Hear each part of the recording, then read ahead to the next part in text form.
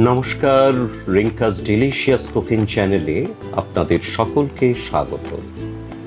আজকে আমি নিয়ে এসেছি বাঙালির অতি ট্র্যাডিশনাল একটি রেসিপি, দই কাতলা।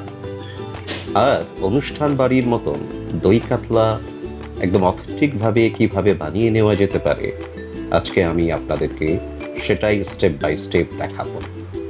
বাড়িতে কোনো অতিথি এলে আপনারা আমার এই পদ্ধতি অনুসারে দই কাতলা রান্না করে অবশ্যই তাদের মন জয় করতে পারবেন।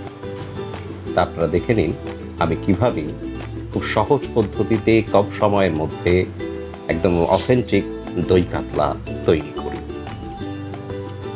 দেখুন, দই কাতলার জন্যে আমি এখানে নিয়ে নিয়েছি কাতলা মাছ।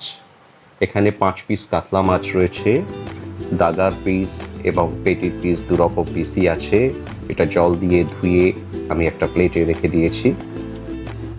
দেখুন, আমি নিয়ে নিয়েছি নুন, নিয়েছি হলুদ গুঁড়ো, চিনি আছে, এবং একটা বাটিতে আমি 100 গ্রামের মতন টক দই নিয়ে নিয়েছি।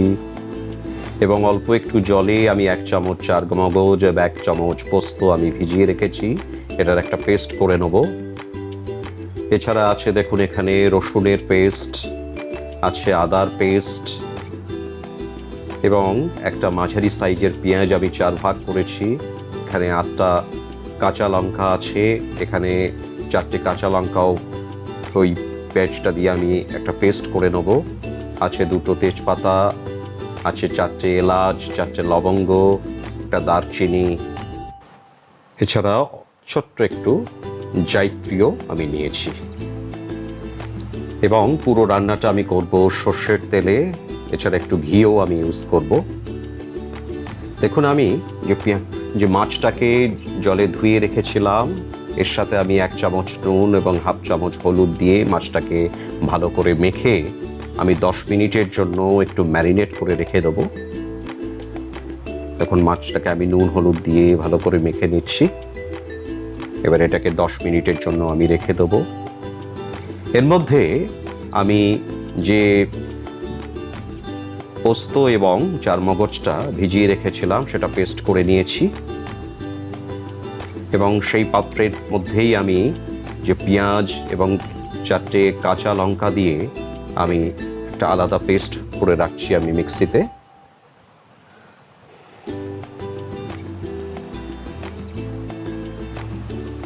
দেখুন, আমি পেঁয়াজের পেস্টটাও আমি করে রেখেছি একটা বাটিতে। আমি গ্যাসটা আগে থেকেই ধরিয়ে দিয়েছি, গ্যাসের ফ্লেম ফুল করা আছে, এবং সেখানে একটা কড়া বসিয়ে দিয়ে আমি যখন গরম হয়ে যাবে সেখানে আমি দিয়ে দিচ্ছি 5 চামচ সর্ষের তেল।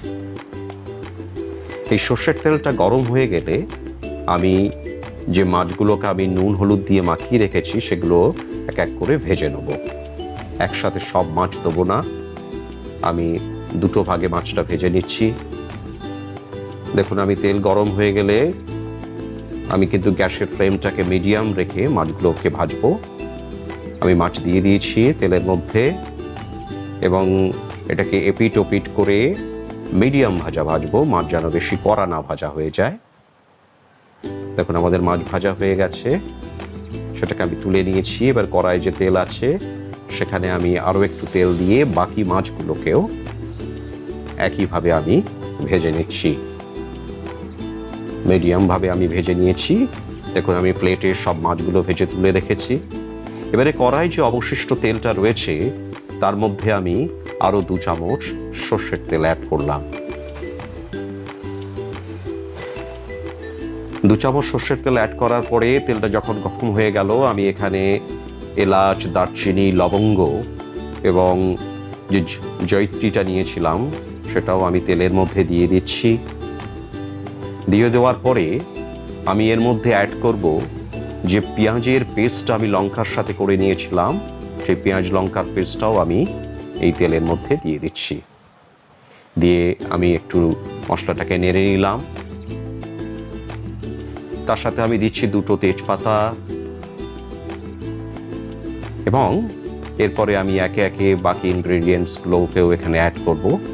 দেখুন, আমি ছোট্ট একটু চামচের অর্ধেকেরও কম অল্প একটু রসুন পেস্ট আমি দিলাম। রসুন পেস্ট বেশি দেওয়া গেলে গন্ধ হয়ে যাবে। হাফ চামচ আমি আদা পেস্ট দিলাম। আবার একটু মশলাটাকে নেড়ে নিচ্ছি। এর সাথে দিয়ে দিলাম 1 পিঞ্চ হলুদ গুঁড়ো এবং 1 চামচ আমি চিনি অ্যাড করলাম। তার সাথে দিয়ে দিলাম হাফ চামচ নুন, আপনারা আপনাদের স্বাদ অনুসারে দেবেন। এভাবে পুরো মশলাটাকে আমি সাঁতলে নেব যাতে পেঁয়াজ আদা রসুনের কাঁচা গন্ধটা চলে যায়। মোটামুটি 5 থেকে 6 মিনিট এইভাবে মশলাটাকে আমাকে সাঁতলে নিতে হবে। এর মধ্যে আমি বাকি কাঁচা লঙ্কাগুলো দিয়ে দিলাম। এইভাবে সাঁতলে নেওয়া 5 থেকে 6 মিনিট সাঁতলে নেওয়ার পরে আমি ওই চারমগজ এবং পোস্তর পেস্টটাও এই মশলার ভিতরে অ্যাড করে দিলাম। দিয়ে আমি এটাকে নাড়িয়ে নিচ্ছি। এটাকে এরকম 1-2 মিনিট নাড়িয়ে নেওয়ার পরে আমি এর মধ্যে ইউজ করব যে টক দইটা আমি আগে থেকে ফ্যাটিয়ে রেখেছিলাম, সেই টক দইটাও আমি এর মধ্যে ইউজ করছি। দেখুন টক দইটা দিয়ে দিলাম। এইবারে গ্যাসের ফ্লেমটাকে একদম কমিয়ে দেবে, কারণ গ্যাসের ফ্লেমটা না কমালে এবং টক দইটাকে দেওয়ার পরে ক্রমাগত মশলাটাকে যদি না নাড়ানো যায় তাহলে দই ফেটে যেতে পারে। সেই জন্য আমি গ্যাসের ফ্লেমটাকে একদম কমিয়ে দিয়ে ক্রমাগত মশলাটাকে নাড়ছি যাতে দইটা কোনোভাবে কেটে না যায়। এইভাবে আরও 4 থেকে 5 মিনিট এই মশলাটাকে সাঁতলে দিতে হবে। এইভাবে 4 থেকে 5 মিনিট একদম লো ফ্লেমে দই দেওয়া মশলাটাকে সাঁতলে নেওয়ার পরে আমি দেখুন এখানে আগে থেকে 2 কাপ গরম করে রেখেছিলাম, সেই 2 কাপ জল আমি এর মধ্যে দিয়ে দিলাম। দিয়ে একটু নেড়ে নিলাম। এবার গ্যাসের ফ্লেমটাকে আমি মিডিয়ামই করে দিলাম। দেখুন এবার জলটা যখন অর্থাৎ ঝোলটা যখন ফুটে উঠবে তখন আমি একে একে আমার ভাজা মাছগুলো এর মধ্যে অ্যাড করলাম।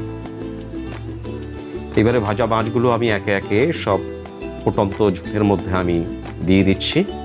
দিয়ে দেওয়ার পরে এবারে আমি 4 থেকে 5 মিনিট এই কড়াটাকে ঢেকে রান্না করব। তার জন্য আমি একটা ঢাকনা লাগিয়ে দিলাম। দিয়ে 4 থেকে 5 মিনিট এইভাবে ঢেকে আমি মিডিয়াম ফ্লেমে মাছটাকে রান্না করে নিচ্ছি। 4 থেকে 5 মিনিট পরে আমি কভারটা এখানে খুলে ফেললাম। দেখুন আমাদের দই কাতলা তৈরি প্রায় হয়ে এসছে, কিন্তু দই কাতলাটা যেহেতু ঝোলটা কম থাকে সেটার জন্য এটাকে ঢাকনা খোলা অবস্থাতে আমি আরও একটু ফুটিয়ে নিচ্ছি যতক্ষণ না পর্যন্ত ওপর থেকে তেল তেল না চলে আসে। দেখুন ওপর থেকে তেল তেল ভাব চলে এসছে, ঝোল কমে গেছে। তার সাথে আমি একটু চামচ ঘিও অ্যাড করলাম, তাতে আরও সুন্দর গন্ধ বেরোবে। দেখুন আমাদের দই কাতলা রেডি। আমি সার্ভ করার জন্য পাত্রে তুলে নিয়েছি। কি সুন্দর লাগছে দেখুন, অথেন্টিক বাঙালি ট্র্যাডিশনাল একটা রেসিপি দই কাতলা। এবং আপনারা আমার এই দেখানো পদ্ধতি অনুসারে বাড়িতে খুব সহজ পদ্ধতিতে এই দই কাতলা রান্না করে ভাতের সাথে খেতে পারেন নিজেরা। আজকের মতন আমি এখানেই শেষ করছি। আপনারা রিঙ্কাস ডিলিশিয়াস কুকিং চ্যানেলটিকে সাবস্ক্রাইব করুন, লাইক করুন, শেয়ার করুন, যাতে আমরা অনুপ্রাণিত হয়ে আরও নতুন নতুন রেসিপি আপনাদেরকে দেখাতে পারি। Thank you.